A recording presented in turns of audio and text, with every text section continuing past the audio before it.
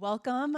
Thank you for being here tonight. Thank you for dealing with our last minute change of venue so that you can stretch out and join us here in our lovely auditorium for tonight's program. My name is Meredith Mann, and I'm the curator of manuscripts and archival collections here at the New York Historical Society.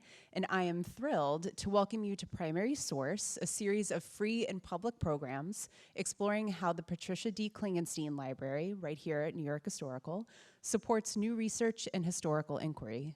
For over 200 years, the library has documented our shared history through manuscripts, books, maps, newspapers, photographs, architectural drawings, prints, and more. These primary sources are available to researchers, students, and all those curious about our past and present. And I'd like to thank the New York Historical Society's Board of Trustees, its chair, Agnes Schutang, its members, Chairman's Council members, the Leon Levy Foundation, and our president and CEO, Louise Muir, for their generous ongoing support of the Patricia D. Klingenstein Library. Tonight, I'm also pleased to welcome our guest speaker, Jan Descartes. Jan is an artist, writer, educator, and curator, currently living right here in Brooklyn, New York.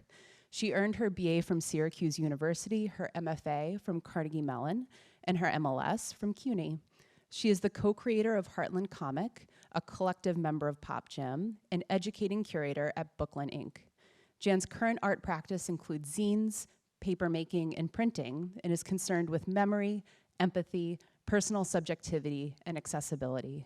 She facilitates comic zine workshops and self-defense workshops, and created the online comics instructional resource, Drawing Through the Walls, which supports comics creation as a method to share experiences of incarceration and its damaging effects on community. Jan is joined tonight by my colleague, Nina Nazionale, New York Historical's Director of Library, Curatorial Affairs, and Research. They will be discussing the fruits of Jan's research fellowship here, the first steps in a series of artist books she is calling In Memoriam, which focuses on the subjective history of physical spaces, following threads of nuanced experiences and questioning mainstream narratives. The series also interrogates public memory through monuments, what we remember, who we remember, and why those decisions are made. And it all starts with the 1863 Draft Riots of New York City. So please join me tonight in welcoming Jan and Nina. Jan, it's a real pleasure to sit down with you and talk about your project In Memoriam, and also how the library collections have informed that project. I know that you spent a lot of time looking at our collections, so I look forward to hearing more about your research. Before we talk about the draft riots specifically, why did you decide to start your In Memoriam project with the draft riots? Thank you. Hello. Thank you all for coming. That's a great question. I started working with the In Memoriam project kind of based on my CUNY Graduate Center thesis, which was about traumatic trace in public space.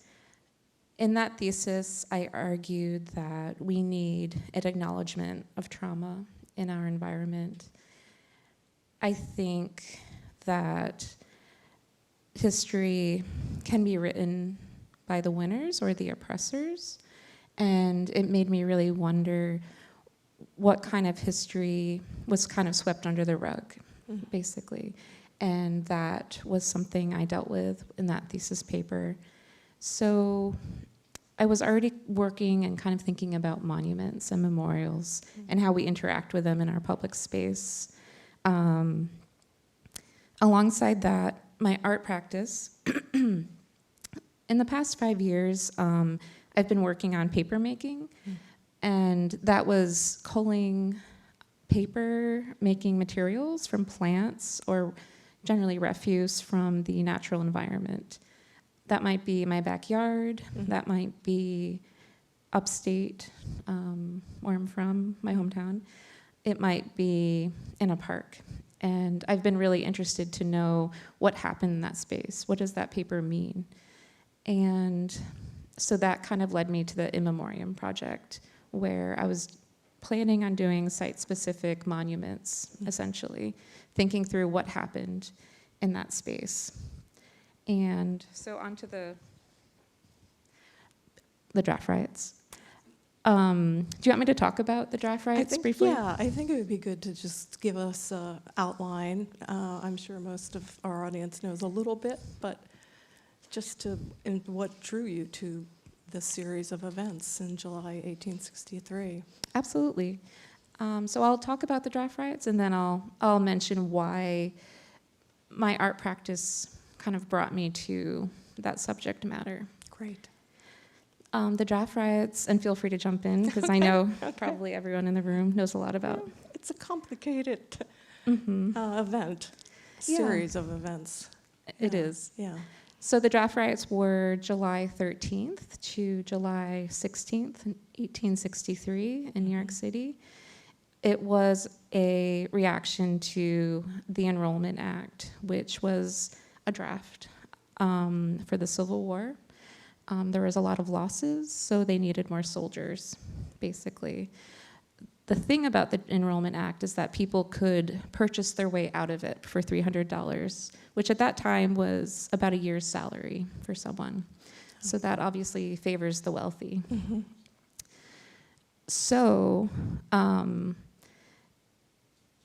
on Monday, July 13th, there was a mob that came to the draft office on, I believe, 47th Street. About 500 men led by volunteer firemen at that time. Mm-hmm. And they attacked the draft office, basically. The thing that was happening at the same time in that area, in New York City, was that there's also a lot of tensions stoked against the Black community due to competition for jobs, also due to like newspapers or politicians who are scapegoating certain communities about the war, using fear to get elected, such as Fernando Wood, who was the former mayor. He was campaigning at that time for Senate, I believe. Right. So he was stoking racial tensions, saying that if there was more folks here, they would bring down wages, basically. So there was a lot happening at that And time. he was a successionist, Mhm. too, so He was a that says a successionist. lot, the former mayor of New York being a successionist, yeah. So amid all of those tensions and propagandas, the riot, which started as a class riot, became basically a riot against the Black community.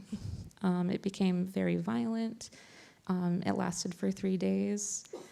The mobs would attack areas such as the orphan asylum on 43rd Street. They would attack the docks, where there were already tensions between Black and white longshoremen. Republicans were attacked, abolitionists. The Tribune, which was an abolitionist-leaning newspaper at that time. The draft riots continued until Thursday, when it was put down, basically, by the militias. Right. I think the National Guard, the troops came from Gettysburg. Yep. They had just finished that Yep. battle. Yeah. Exactly. It's all connected. It's all connected. Yeah, yeah.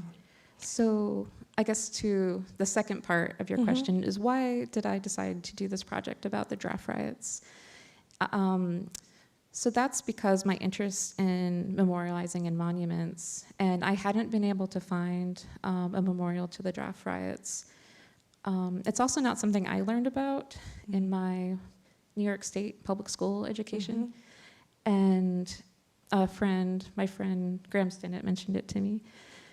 And I just started looking into it because I didn't really understand why we hadn't learned about it.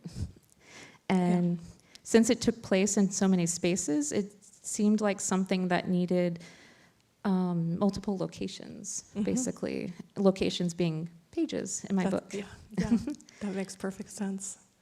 And then also because it's something that wasn't in like my public school education. It seemed like something that should be spread around, hopefully to libraries eventually, so many people could read it. Yeah, that's great.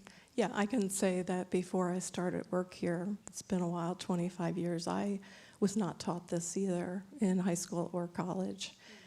So it's really interesting. And you chose an artist's book as a way to approach your interpretation of the draft riots. First, just remind everyone what an artist's book is. And I know you do zines as well, and why you opted to use the artist's book for the draft riots. Thank you. That's a great question. So for anyone who doesn't know about an artist book, and I'll look at my definition that I wrote myself. An artist book is a book, but also an art object. The difference between an artist book and perhaps art is that art at a museum or a gallery usually isn't touched unless there's like an intentionality for it to be touched.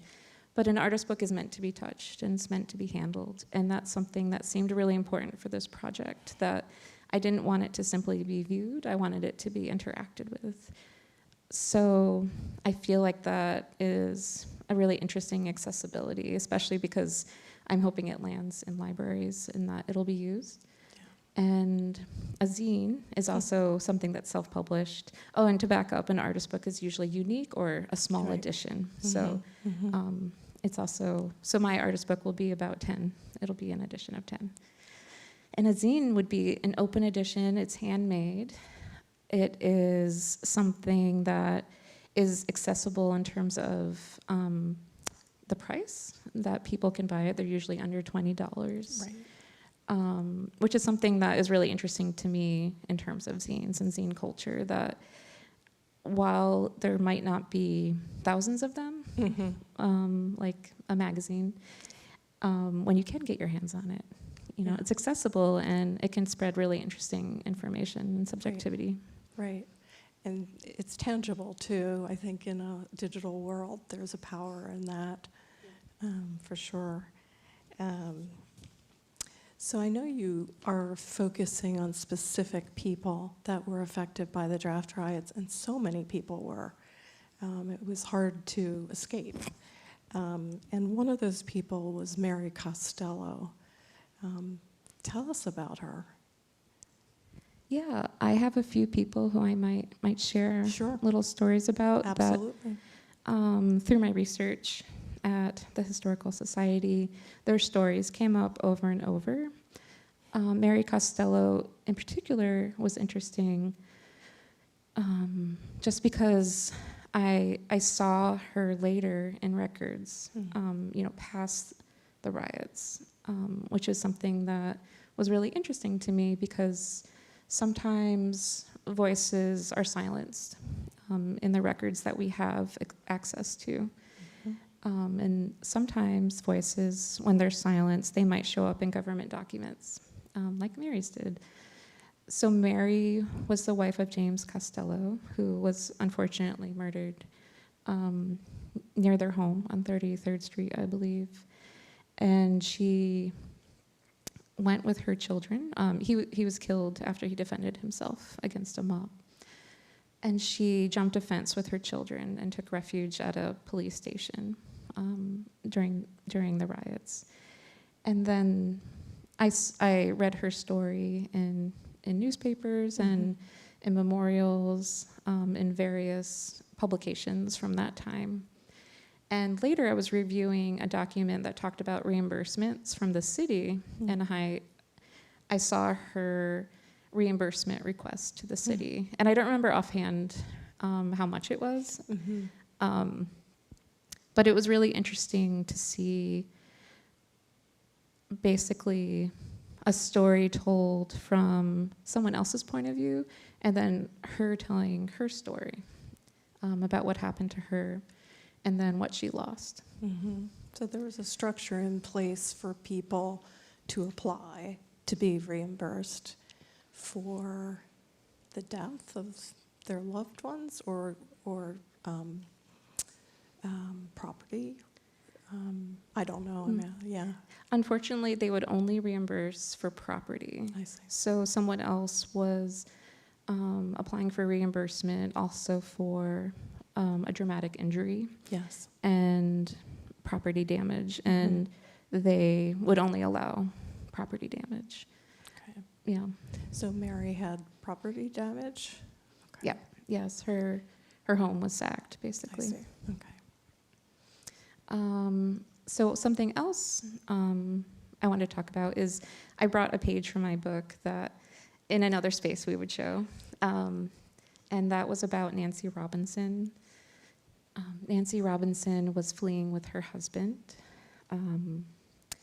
and he was wearing her clothing because black men were targeted by the mobs. It said in the literature, some boys noticed he was wearing a hood to disguise himself, Yeah. and the literature said that some boys saw his beard and then found him out, and he was attacked, and sadly he was murdered by this mob. But I kind of clinged to the end of the story where Nancy was able to escape with her companion up Madison Street. That was at Madison and Catherine Street, and take the Grand Street Ferry to Brooklyn.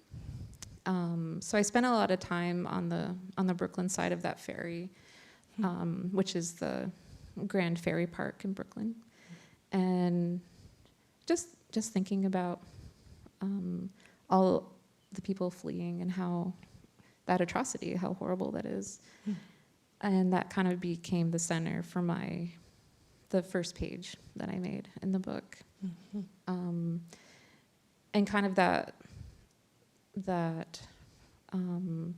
trip over the river was also mentioned in the Liberator, which is an abolitionist newspaper, where the correspondent was talking about like seeing the flames in the distance and not knowing what was on the other side, if they would meet an enemy or a friend. And I guess that really struck me, Nancy's story, her husband's story, and just those moments where you don't know what will happen. Right. So they were getting on the ferry and they didn't know if they'd make it across, so they were leaving from the Lower East Side, and they were going to Grand Street, Williamsburg, yeah.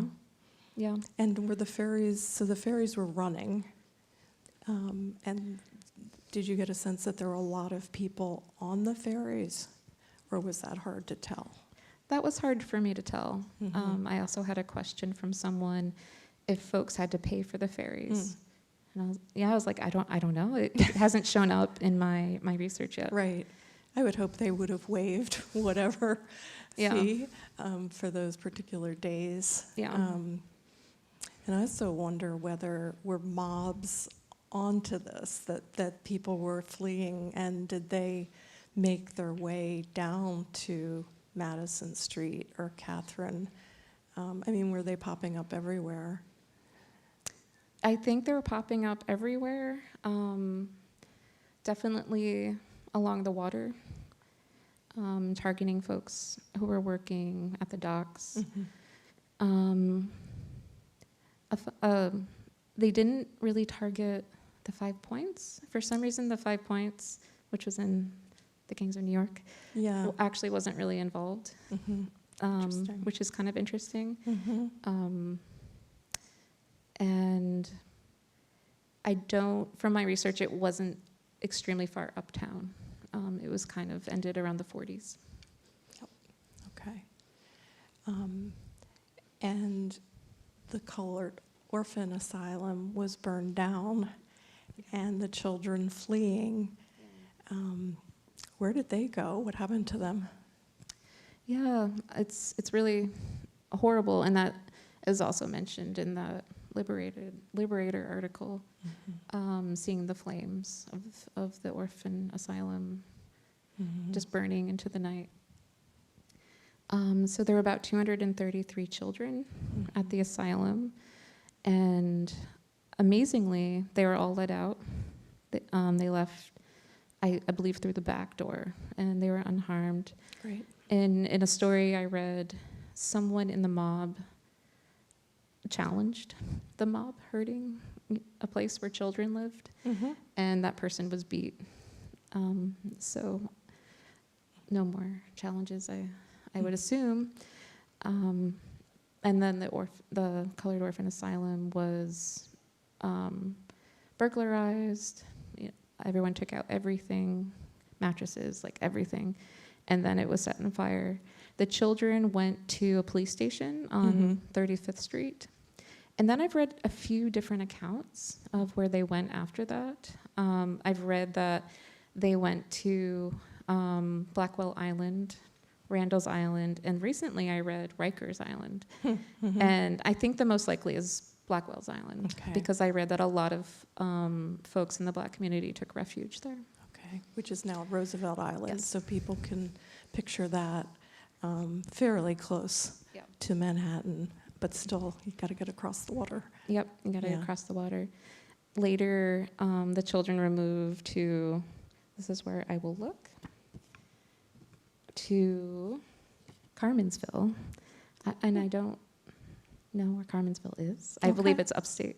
And then the Colored Orphan Asylum was rebuilt in, I believe, 1847, around the 140s. Yeah. And we have their records here in the library, so it's a great resource. Yeah, it's amazing. So you were talking about the Grand Street Ferry, and one of the things that I find really compelling and especially inventive about your project is your gathering of things on the ground, whether they be seeds or leaves or trash, at the locations where things happened during the draft riots and turning them into the paper that you use for your artist book. So tell us all about that. Yeah, so when I started making paper, I was using paper mulberry, which is kind of a known material for paper. And then in my own practice, I started challenging myself to see, like, what else could I make paper out of? And sometimes it worked and sometimes it didn't. So that with this project, it is a challenge because sometimes, because of the constant construction and rebuilding and the 200, almost 200 years that have passed, that sometimes there isn't really plant refuse to make paper out of. I visited 43rd Street, the Colored Orphans Asylum, and it's a big development building. And there's not much there. So I've just been musing on, what am I going to make paper out of here? It might just be refuse, it might be something that is like from the ground. But I think I'm leaving space to be surprised at that site. Maybe going into the building and seeing if there's anything that I could use. At the Grand Street Ferry, I used seeds. I used seagrass, I believe, from the rocks. And I went in November, so everything was dead. So I'm not destroying parks. I used. Glad you cleared that. Yep. My sister was concerned. And I used dried mugwort and other dried plant matter. And then I used cotton rag as a substrate. And that felt really important because it needs a substrate, because some of this material doesn't make, for me, a novice paper maker, doesn't make the best paper. Okay, and a substrate is a structure, a sort of spine, not a spine, but I don't know what that is. So with paper making, you gather the materials, you boil them with soda ash, and then you put them in a vat with a lot of water. So when you put them in the vat, I'll add some cotton rag, which comes as like sheets. Yes. And that offers kind of a little more structure to the paper. Okay, yeah. And cotton felt so important as this additive because of its role in the draft riots. So then when I go to other places, like the Jersey City docks, where I think another person who their story I've been following, Mrs. Stats, who ended up in Jersey City. So I assume she must have taken a ferry or a boat, though it doesn't say in her story. And I was just, just looking around and not seeing much. So I'm not sure, what will I use? Maybe it'll be dirt. Maybe it'll be something growing on a rock. Yeah. Because these are also public spaces that Yes. people are inhabiting. Right. So thinking through like what can I pull out of a public space to make paper, I think will be a challenge that I'm interested in. Yeah. Have people asked you what you're doing when you're gathering things? Not yet. Okay. Because that will be an interesting conversation, definitely. Yeah. And I hate the idea of you not finding enough for your paper, but I know you will. Yeah. I'm like, yeah. Yeah. Oh, yeah.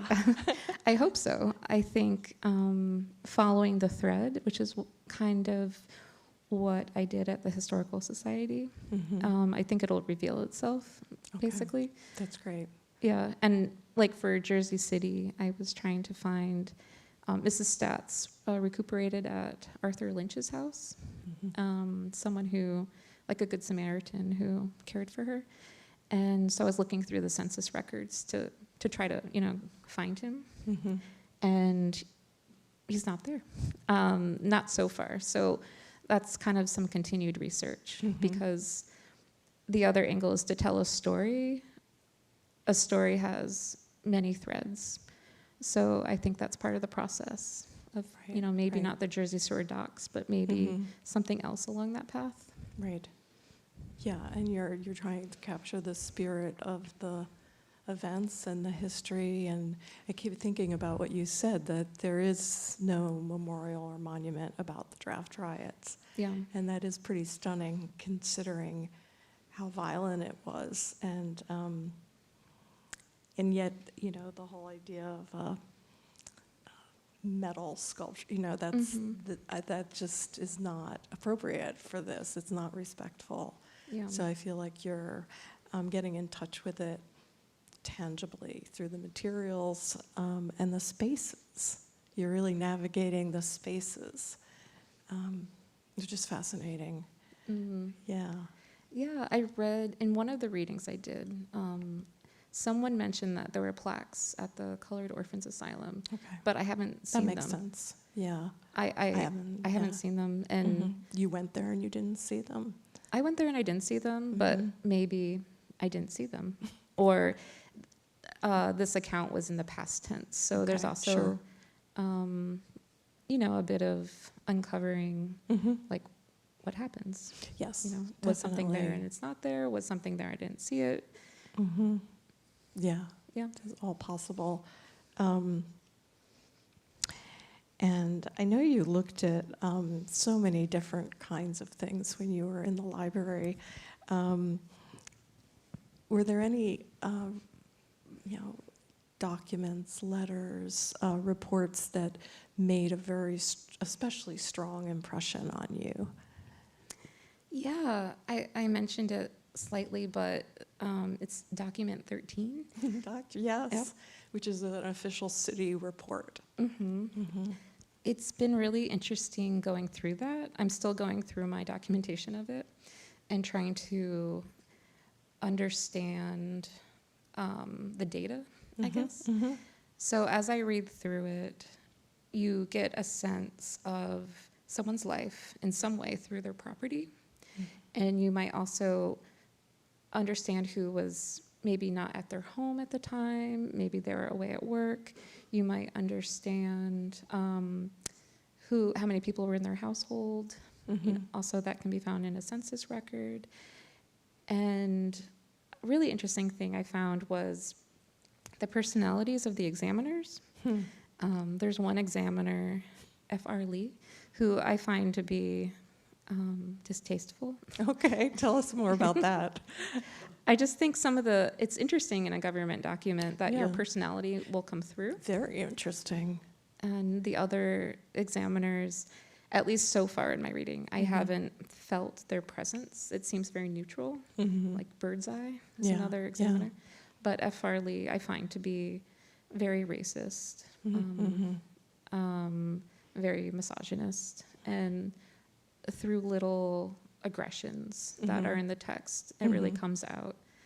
And I mean, that's there, that personality is there, and that person has power over what people are receiving. Right, in the official report of the city. Yeah. And so that tells us a lot about the people working for the city at the time, and institutional racism.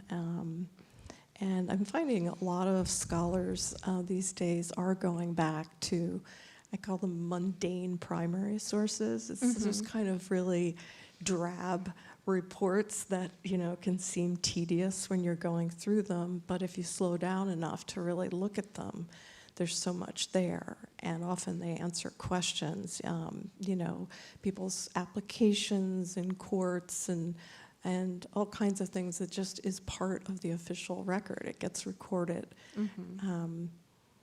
So that's interesting to me that you were feeling that personality was coming through.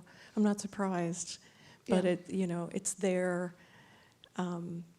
if you are using those kinds of sources, and people don't always do that because they seem kind of ordinary.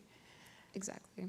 Yeah. Yeah, it seems very mundane. It's just someone's report, and then it's their itemized list of things they lost, and then it's an examiner's decision, you know, and what they'll get. But yeah, there's so much there, actually. Yeah, I noticed we had a display case set up for all of you to see upstairs, but we had to move down here at the last minute. But document 13, there's a whole paragraph on Mary Costello, and I think James Costello, a separate paragraph, so. Yeah. Did you know that you would find so much when you applied for the research fellowship to come here? I'm like, no.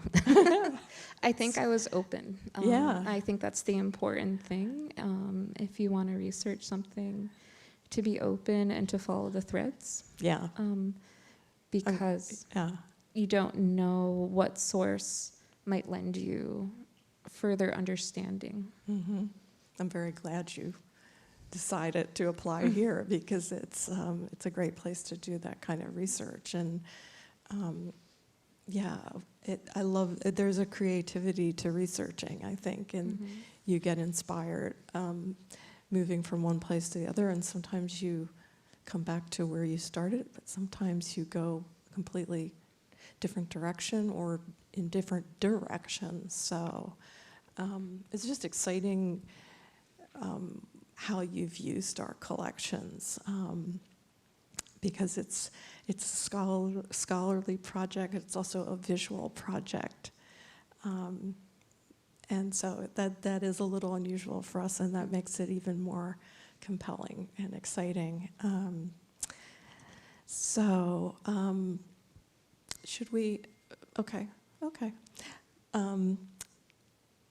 When you were looking at these official documents, and then you were also reading people's letters, and then you were looking at things like the printed memorial, did you sometimes feel like people were describing different events? Or I mean, you know, it's just natural for an individual organization to chronicle or document, describe events slightly different ways. Was it much more different than you expected, like from one account to the other? Were some of them just like as if the person hadn't even been there, or what'd you find out with the, because you were looking on a lot of different sources, a lot of different creators of accounts, Yeah, it was really interesting. I think I was always looking for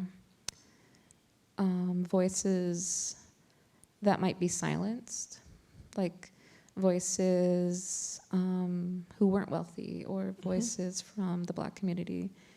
And that's, but at the same time, I wanted to read everything. I wanted to like understand as much as I could. So I read a lot of letters, and it's interesting to see sometimes a letter was simply someone working at a home, you know, as an employee, giving someone an update on their property. Sure. So that tone is very neutral. And then sometimes I would read, obviously different ends of ethical and moral belief systems. The Tribune tended to be anti-abolitionists. So, those voices had a kind of a clearer perspective. And I think, I'm trying to remember, there was one recollection I read. I think it was Charles Chaplin, but I'm not sure. And he was the telegraph master, and he was writing, everything about what was going on with the telegraph, because the telegraph lines were cut pretty early, which shut down communication. And I believe in that the tone of regarding, he was working really closely with the police, so his tone about the police would be very uplifting, while in another text it might be not uplifting. So there was many different perspectives on the riots itself. Right. I think in general, I didn't see many perspectives on from rioters, those who were rioting. And so I guess that was one that I didn't read, but maybe I did, because there was also anti-abolitionist propaganda, and maybe I did read those voices. Yep. And you told me that as you were going through absorbing all this, that you decided to make this a story of resilience and of hope, as opposed to devastation. And how did you come to that decision? I think reading through the material, it's atrocity after atrocity, harm done unto people, and that became really difficult to read. We live, while I was making this book, there's atrocities happening right now, and it's really horrible. And so I think the way to take care of myself as an artist and as a human was to mourn those who were lost in the book and acknowledge that, but also uplift or maybe focus on for myself the folks who survived in different ways, and kind of maybe try to wonder what happened, how did they take care of themselves. So that's kind of the pivot I made with this book, to kind of balance those two aspects. And that's a great pivot. It's because they're both there. So that's really great. So thank you. Thank you. And we have 2 microphones set up, one on each side. If anyone has questions, they can just step over, or I think maybe Meredith's going to bring, a microphone to you. Did this happen in other cities in the United States? It did. It didn't? It did. It did. Okay. I was kind of focused more in New York State. So it happened in Kingston, Brooklyn, Troy, Buffalo. What about other states? I believe it did. I just don't have as many facts, or I might not have read so much about the other states. Okay. I was very And New while York. this was happening over 3 days, where's the New York City Police Department? So the police Did they department. mobilize to do anything about it? So the police department did. They were pretty small at that point, and the federal militia, the federal troops, were gone because of Gettysburg. So it's kind of early on in the police department history. So they mostly stood back. No, they tried to, resist. They tried to control the mob, but I saw one number. It was thousands of people versus a much smaller police force. Yep.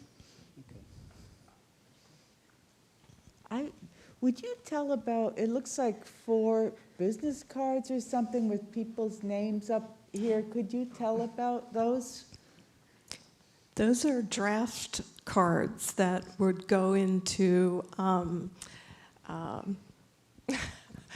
Like a hopper type thing? Yes, we hold one in the museum, and it's really worth seeing. It's on the 4th floor, and all I'm doing is this. Okay. The wheel, the draft card wheel. So each card represents a person who could be drafted. Okay, thank you.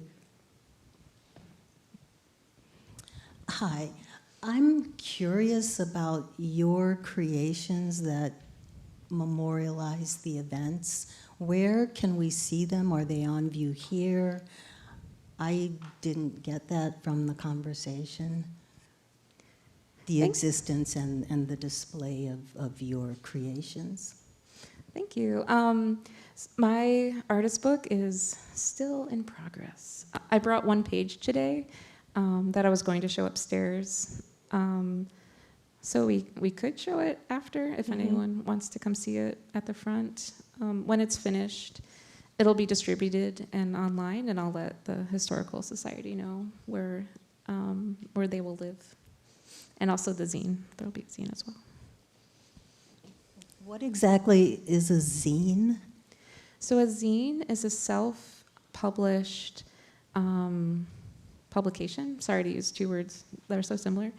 It's something that kind of rose out of a fanzine in the early 30s. They started as kind of focused on sci-fi. They are something that really anyone can make.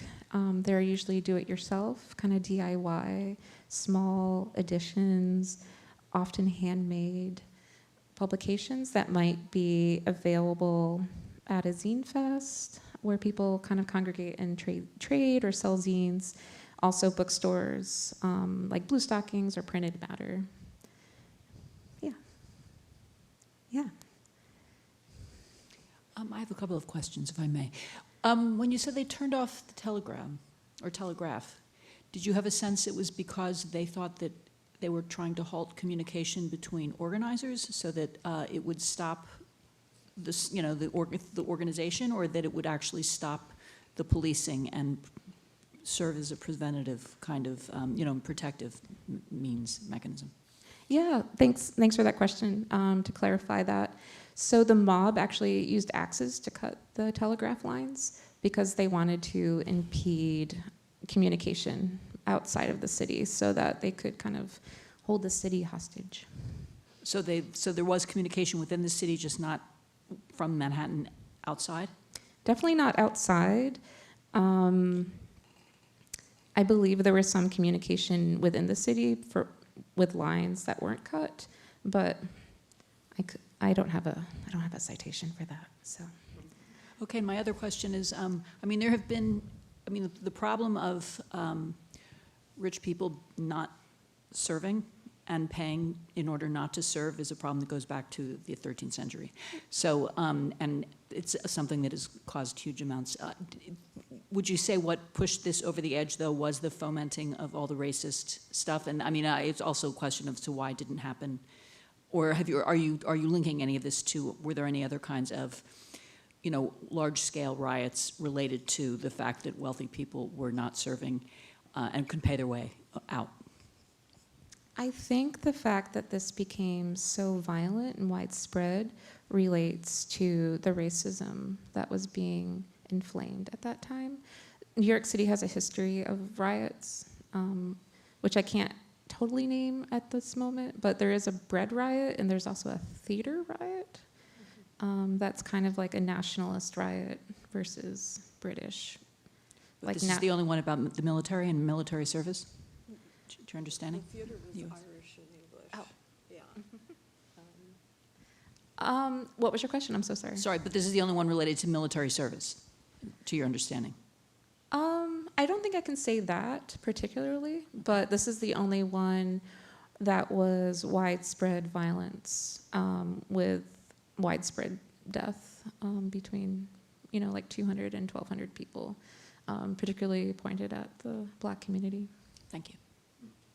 We have someone waiting over here. Do you want to? Yeah, I had only one question coming up here, but now I have two. So I love theater. what was the theater riot? I'm gonna give that to Nina, actually. Oh, yeah. It was Astor Place, and I'm, not prepared to talk about it, but it was 2 actors, and I believe it was a British actor on stage and Irish working class mobs outside the theater. I think there was also the possibility that an Irish actor could have been on stage, and so it's usually it's the Astor Place riots. If you want to learn more, yeah, I don't want to get too far from the draft riots. Okay. And then my second question was, Ms. Descartes, you said that cotton was an important part of the draft riots, and that's why you decided to use it in some of your paper. Mm-hmm. And I was wondering how that was. How was cotton important? That's a great question. The New York City industry was really tied to the cotton industry in the South through trading and I guess more specifics I can't pull out of my brain at the moment, but it was a heavy financial tie with the South and the cotton industry to the point where, like under Fernando Wood, they were thinking about seceding with the South. Okay. Or he was thinking about it. I don't want to say everyone was. Okay. Thank you. Thank you. Hi. Did you examine the records in black churches? Because there were a number of large, very active black churches at the time. I was wondering whether there are records in which they discussed the riots. That's a great question. I have not yet. I read a lot about Reverend Garnett, who was involved in distributing funds. With them, there was a group of merchants who were distributing funds, kind of outside of this, not with the city, but as kind of an answer response to the riots. So I read a lot about him, but I haven't read specifically church records. So that's a great idea. Okay. I have more work to do. Are there any records of arrests or prosecutions of the rioters? There is a document I was reading about the police response, and After the riot, when the riot was subdued, what were the consequences? That's a great question. I know this isn't quite an answer, but I know because there was prosecution for the riots, people who were involved in rioting might bury their dead in the middle of the night, so it wasn't clear that that person died during the riots, or they would, I read another account where they would bribe the medical examiner for a death certificate that said something else. You might mean the people who participated in the riots, but they were still alive after the riots. Right. So some people were arrested and some people were prosecuted. I can't pull up the fact or the data in my brain that says how many people were prosecuted, but there was. Do you know how many of the rioters were killed? So the number I read of people killed total was 200 to 1,200, and that includes the rioters. Yeah. You don't have some and the victim. And the victims. So that is a number that includes both. You don't know how it breaks down? The number I've read for victims, I've read 11, but I just don't think that's accurate. So the other, I think it's hard to know because of the rest would have been rioters. the rest would have been rioters. But I think the 11 number I read, I don't know that that's accurate. Thank you. Mm-hmm.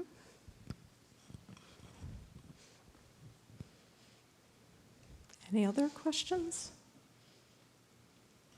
There's some interesting, memorials. This is going back maybe a decade or two, but a group called Free Folk History used to put up some great sort of like public history. They did it as street signs and like bolted them on in front of, like different spots around the city. Have you thought of other forms besides the artist book as a way of trying to memorialize the draft rights? Since I'm in the thick of it, not at the moment. Right now, I'm really focused on the artist book and zine. I guess I've thought about it, maybe in terms of other spaces, but I think right now I'm so focused on this one event and how it will play out in my book. I just haven't, like, I guess as an artist, I haven't followed, I haven't found something that would take a different iteration. I know that's a non-answer, or it's a vague answer. But I have thought about it for other memorials, because this is a series that I might work on that might not be an artist book. I don't mean to put you on the spot, but do you have something in mind for after the draft riots? That's okay, the draft riots are enough, for sure.